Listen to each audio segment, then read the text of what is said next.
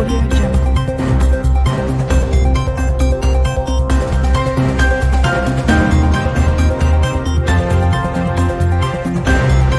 வணக்கம்.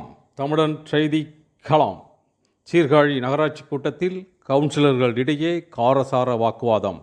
மயிலாடுதுறை மாவட்டம் சீர்காழி நகராட்சி சாதாரண கூட்டம் நகரமன்ற தலைவர் துர்கா பரமேஸ்வரி ராஜசேகர் தலைமையில் நகராட்சி ஆணையர் ஹேமலதா முன்னிலையில் நடைபெற்றது.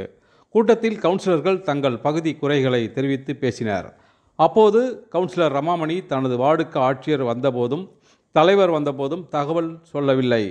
12 கவுன்சிலர்களுக்குத்தான் தகவல் சொல்வீர்களா என ஆவேசமாக எழுந்து நகரமன்ற தலைவர் இருக்கை முன்பு சென்று ஆவேசமாக பேசினார்.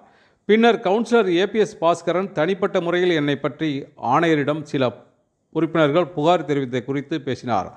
அப்போது நகரமன்ற உறுப்பினர்கள் சிலருக்கு இடையே நேரடியாக கடும் வாக்குவாதம் நடந்தது. அப்போது மேஜையில் இருந்த மைக்கை கவுன்சிலர் ரமாமணி தள்ளிவிட்டதால் கூட்டத்தில் பரபரப்பு ஏற்பட்டது. அதிமுக கவுன்சிலர் ரமாமணி, அதிமுக கவுன்சிலர் கிருஷ்ணமூர்த்தி இருவரும் காரசாரமாக பேசிக்கொண்டது வேடிக்கையாக இருந்தது. கவுன்சிலர் ராஜசேகர் பேசுகையில், பணிகள் சரிவர செய்ய முடியாத அதிகாரிகள் இங்கிருந்து வேறு ஊருக்கு சென்று விடுங்கள், உங்களுக்கு ஒரு கும்பிடு போடுகிறேன் என்றார்.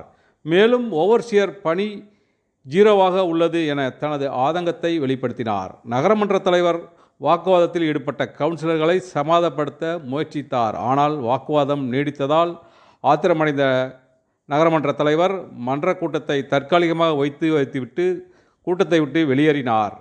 பின்னர் அரை மணி நேரம் கழித்து மீண்டும் நகரமன்ற கூட்டம் தொடங்கி நடைபெற்றது.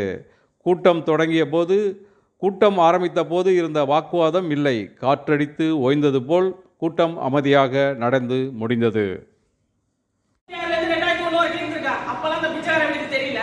இவங்க எடுத்தப்பையா அந்த பிச்சார எனக்கு தெரியல. இப்ப பிச்சார எனக்கு தெரியுதுன்னா நான் கான்ட்ராக்ட்காரங்களுக்காக பேசவே இல்லை. இப்ப ஏன் என் வாரில கொட்ட கூடாது? கொட்டுனா மீண்டும் மீண்டும் பிரச்சனை பண்ணா நான் விஜயராகவனோட